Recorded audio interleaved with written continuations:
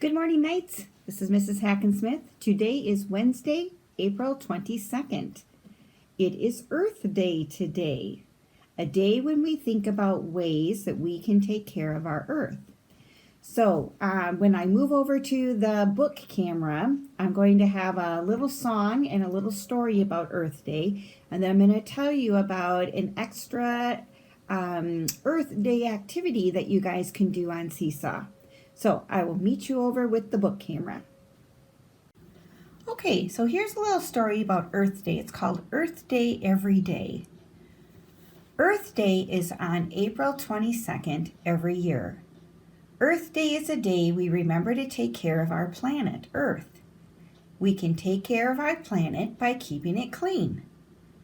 We can keep Earth clean by following the rule of reduce, reuse, recycle.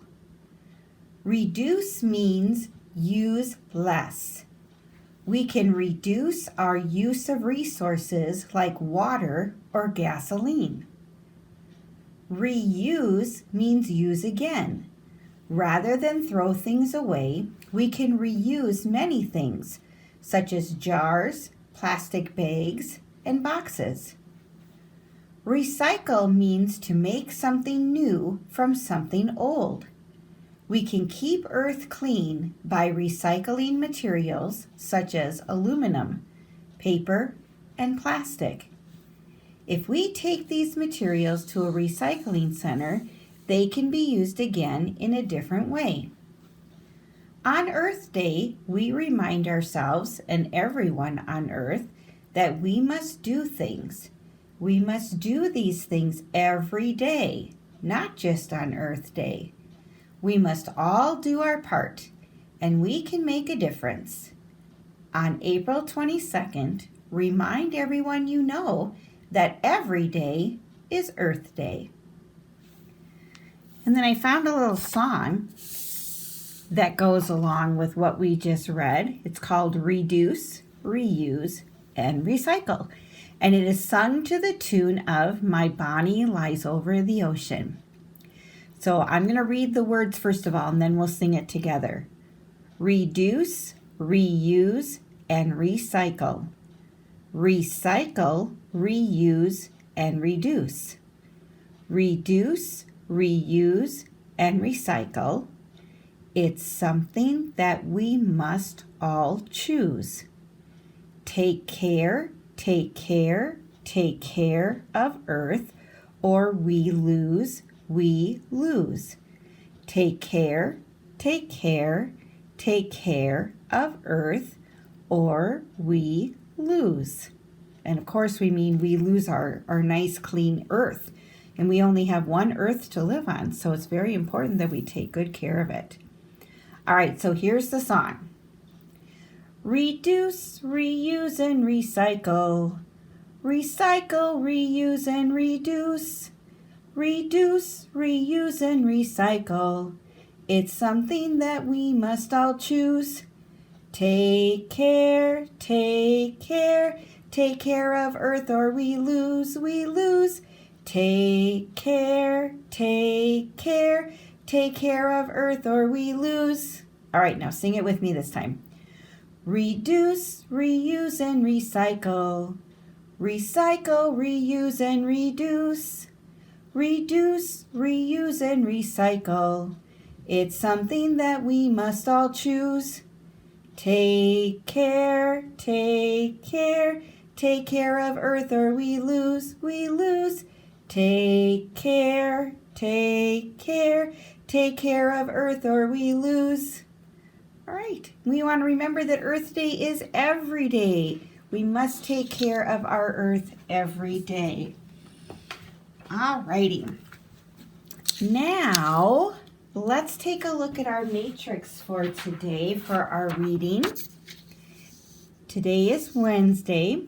Now, down here at the bottom, you don't have this on your matrix, but I wrote it on mine to remind you. Earth Day, there's a special Earth Day activity on Seesaw that you can do. So go to Seesaw and click on that activity. You're going to watch the video, And then after the video, you're going to either write with the writing utensil or type with the typing. And you're going to fill in different ways that you can take care of the earth in each little cloud. And then go ahead and send it to me so that I can check it over and see what great ideas you came up with for Earth Day. All right, so that's the Earth Day activity that's on Seesaw. So right now you're watching my video. Today we are going to read Chapter 3, Lions at Lunchtime. I hope you did your packet for Chapters 1 and Chapter 2. So those were pages 3 and 4 in your packet. If you're not finished with them, go ahead and get them done. And then you can work on page 5 after we read Chapter 3 today in the packet. All right, so let's see where we left off. I'm going to read the last page from Chapter 2 to give us an idea of where we left off. All righty. I don't believe her, he said to himself. He quickly put the Africa book into his pack. He started down the ladder. When he stepped onto the ground, he looked around carefully. The giraffes were eating the tree leaves. The zebras were grazing in the grass. Tons of birds flapped overhead. This is okay, he thought. He just had one little question.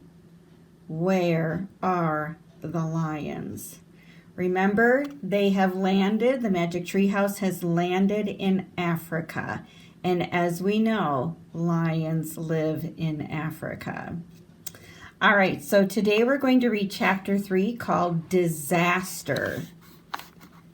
Come on, Jack, Annie called. She was almost to the river.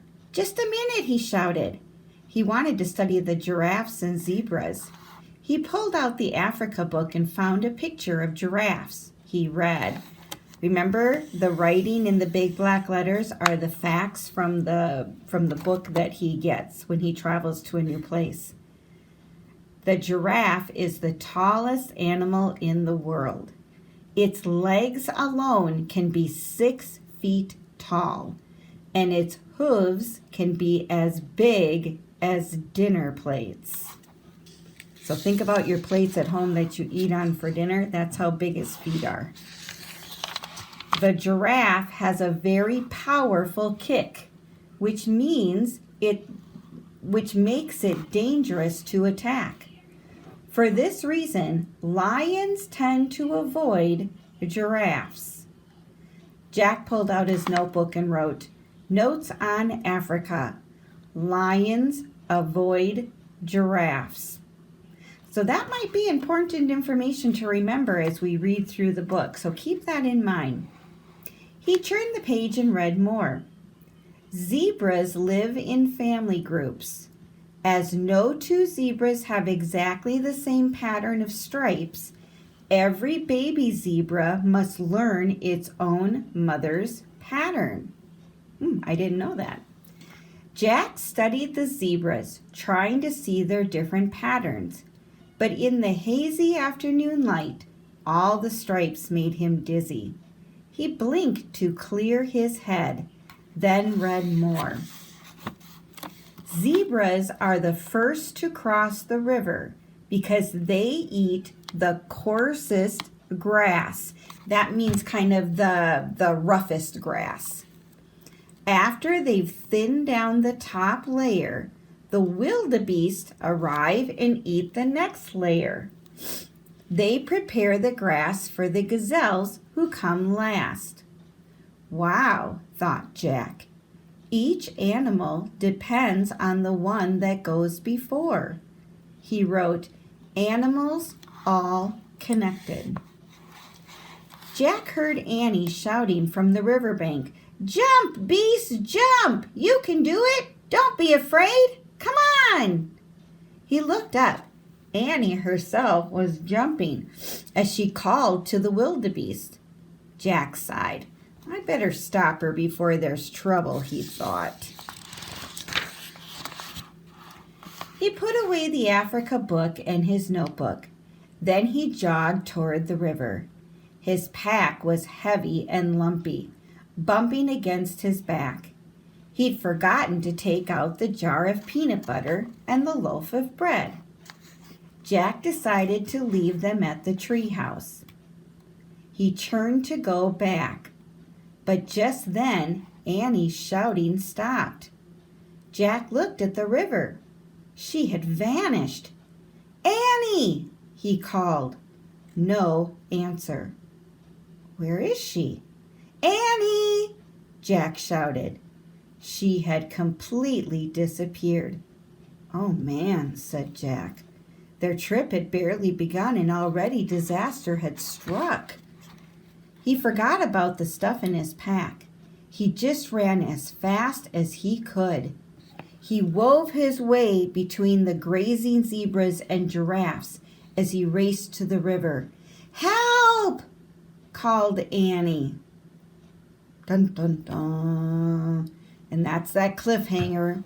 We always like to stop at the cliffhanger. Alrighty, so we're going to have to make a prediction about what do you think happened to Annie and what do you think is going to happen in the next chapter. Alrighty, so now in your packet, Lions at Lunchtime, you have some comprehension questions. So 1, 2, 3, and 4 are questions about the story. Why was Annie going to the river at the beginning of the chapter? Tell one fact about giraffes that you learned in chapter 3. Remember, the facts are the big dark black words. Number 3, tell one fact about zebras that you learned from chapter 3. And why was Annie yelling, "Jump, beast, jump," from the riverbank? Then part 2, what does Jack mean when he writes in his notebooks, "Animals all connected"? What did he mean when he wrote that? And number 6, at the end of the chapter, Annie was yelling, "Help!" Make a prediction about why she was yelling and what might happen next. Now, hopefully by today, you have your very own book. Okay, today, actually, I'm taping this on Tuesday, and the books are supposed to come in today. So hopefully I will get those delivered, but I did put it on camera just in case your books didn't get delivered on time. But hopefully you got them by today and you are able to go back and use your own book to look up the answers to the questions in the packet. Alrighty, so let's take a look at the matrix for math today. We are going to correct our check my progress numbers 7 through 12. And then after that, we're going to take a look at lesson 4. We're going to do the guided practice number 1 on page 550 of your math packet. And then at the end, you're going to tell a family member your answer to the talk math question. So if you have not gotten your math packet, go and get it at this time. Stop the video and go and get it. Alrighty. I assume you are all ready now with your math packet and your pencil. And today we are going to correct check my practice. Remember, we did this page the other day. So turn it over. And number 7 says to use a tally chart to make a picture graph. So jump rope had 3 tallies.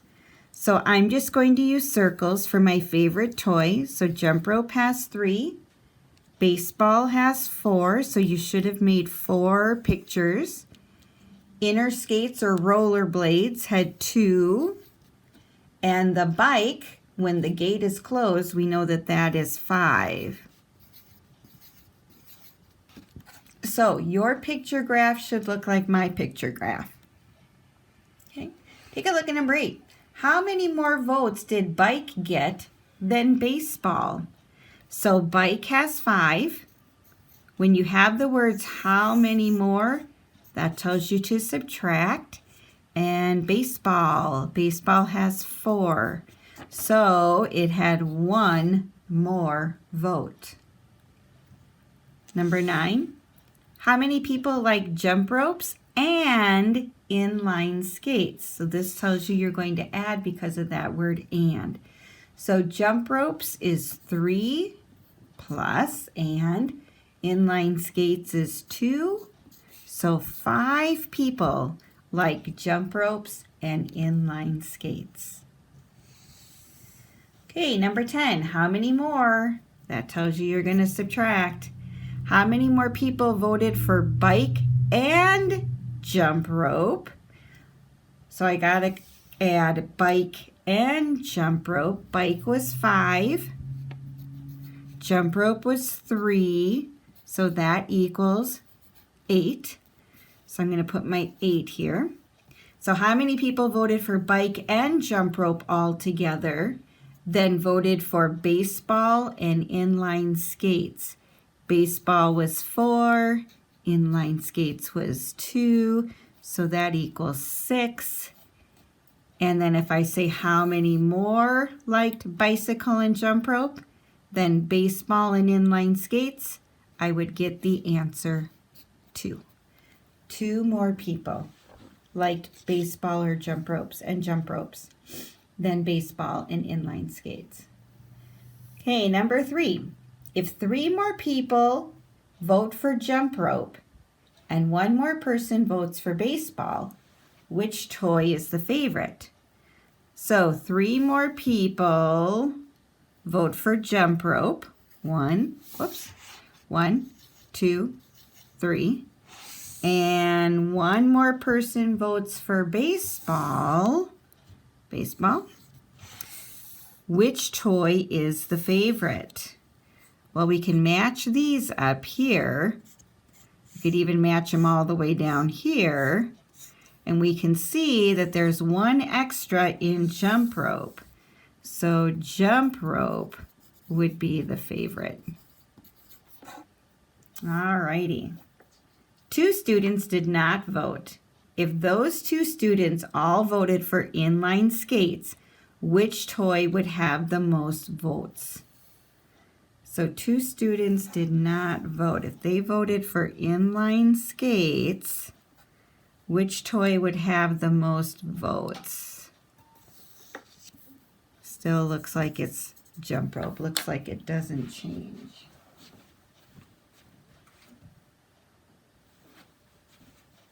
Alrighty, I'm going to get my math book and make sure that I did that correctly.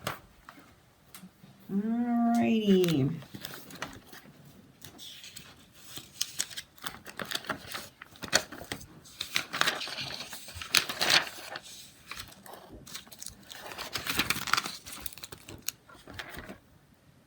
Okay, so we're actually going to redo this, and we're going to get rid of this one up here. So the 3 up here that we added, we have to go back to our original, 1 more for baseball. You have to go back to our original chart here.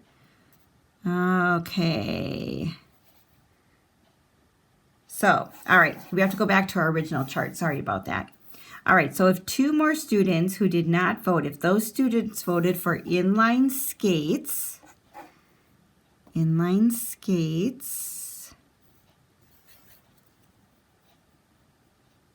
okay, because inline skates had 2 at the beginning. So we have to go back here, 3, 4, 2, 5. Okay, so if 2 more people voted for inline skates like that, then which toy would have the most votes? So if we go back to the original, the bike is the toy that has the most votes. So they didn't want us to add on to this one. They wanted us to go back to the original. So you should have bike here. Okay? Because here is the original. We added the 2 more votes here, and bike still has the most. So that was kind of confusing. Good thing I have the teacher book to check out what we're supposed to be thinking here. Alrighty. Okay, picture graphs, done. Today we're going to start a new graph. We're going to start looking at bar graphs. And a bar graph is called a bar graph because it looks like a bar when you get it all done. Okay, so I want you to take out lesson 4, make bar graphs, math in my world. Here are our directions. We have our graph here and it's empty. Favorite winter activity. So we have sledding, ice skating, skiing, and snowboarding. Our class likes blank the best. So we are going to ask 10 classmates to pick their favorite winter activity. Color 1 square for each vote in the correct row. Write your classmates' favorite winter activity. And of course, you are not able to talk to your classmates. So let's see, 1, 2, 3, 4, 5, 6, 7, 8, 9, 10. 1, 2, 3, 4, 5, 6, 7, 8, 9, 10. All right, so today we are going to ask Victoria. And I'm just going to take my pencil and do the first way of doing this. So what we're going to do, color in each square for the vote in the correct row. Okay, what I'm going to do first of all, instead of coloring in, is I'm just going to take my pencil and I'm just going to put a little dot in each box rather than coloring in the whole square, because I think there's an easier way to do this and I want to show you. So Victoria said she likes ice skating. So I'm just going to put a little dot in the ice skating box for Victoria. Zachary says he likes snowboarding. So I'm going to put a little dot in the box for Zachary. And I hope you're doing this with me on your chart. Okay. Alrighty. Bristol said she likes ice skating. So we're going to put another little dot there. And then Daniel says he likes sledding. So we're going to put a little dot here for Daniel. Valentine, he also likes to go sledding. So we're going to put another dot there. So far we've asked 1, 2, 3, 4, we've asked 5 kids. And then Taylor, our new friend in class, she also likes ice skating. So we're going to put a dot there for Taylor's vote. Okay, now we're going to go back up to the top. Miss Brooke is very adventurous and she likes skiing. So we're going to put a little dot in the skiing one for Brooke. Urel enjoys ice skating. So we're going to put a mark there. And Nevaeh enjoys snowboarding. So we're going to put a little mark there for snowboarding. And Caleb, he is a sledder. He likes sledding. So let's see, 1, 2, 3, 4, 5, 6, 7, 8, 9, 10. We have asked our 10 classmates. Now, what I'd like you to do is I'd like you to get 4 different colored color crayons. Okay, and then I'll meet you back here.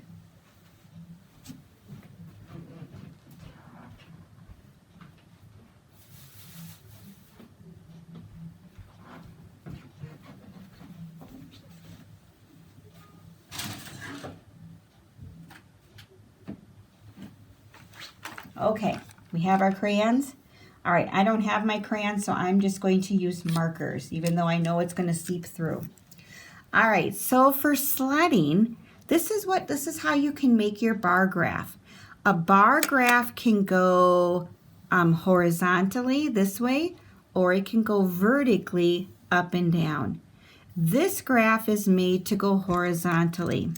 So what I do is I outline the boxes that have the dots in them, and then I color them in. Okay. Now you can do them all in the same color, but I like to change my colors up, so I'm going to change my colors. Ice skating had 1, 2, 3 vote, or I'm sorry, 1, 2, 3, 4 votes. So we're going to outline the bar, and then we're going to color in the bar. Okay. And then skiing had just 1 vote. So we just have 1 little box here to color. Okay. And then snowboarding had 2 votes. Alrighty, I've not used purple yet. We'll use purple. And so I'm going to outline my bar here with the 2, and then I'm just going to color it in. Okay. Now, when we make a bar graph, it's really easy to see which one the kids liked the most. Whichever bar is the longest. And it's this one, ice skating. So our class likes ice skating the best. That's the favorite winter activity. Sledding had 3, ice skating had 4, skiing had 1, snowboarding had 2. Alrighty. Flip your page over. We are now on 550. Take a look at the top. It says a bar graph uses bars to show data. To make a bar graph, color 1 box for each vote. Bar graphs can look different. So we have favorite breakfast food. Toast, 4. Cereal, 5. Eggs, 2. This is one way you can make a bar graph to show the data from the tally graph, from the tally chart. We still have favorite breakfast food, toast, cereal, eggs, toast, cereal, eggs. And except this bar is going horizontally. So we had 4 people like toast, 1, 2, 3, 4. We had 5 people like cereal, 1, 2, 3, 4, 5. And we had 2 people like eggs, 1, 2.